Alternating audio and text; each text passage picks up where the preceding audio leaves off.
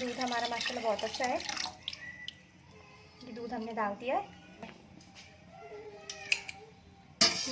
ये दूध हमने डाल दिया। दूध हमने कच्चा लिया है, दूध को हमें पकाना नहीं है और दूध पका हुआ भी हमें नहीं लेना, क्योंकि वो ऊपर पके हुए दूध पे मलाई आ जाती है, तो मलाई वाला हमें दूध। हाफ टी स्पून इलायची पाउडर, जिससे इसकी खुशबू बहुत अच्छी आएगी, इसका टेस्ट। आधी प्याली हमने चीनी डाल दी है। आपको अगर ज़्यादा मीठी पसंद है तो आप ज़्यादा भी कर लेगा। ये पिस्ते हैं जो हमने इसका पाउडर बना लिया था, आप चाहें तो मोटे मोटे भी डाल लें। इसमें डालेंगे half tea spoon vanilla, food colour होता है ना, ये देखें, ज़्यादा नहीं डालना, थोड़ा सा डालना है, ठीक है। तो उतार लेते हैं।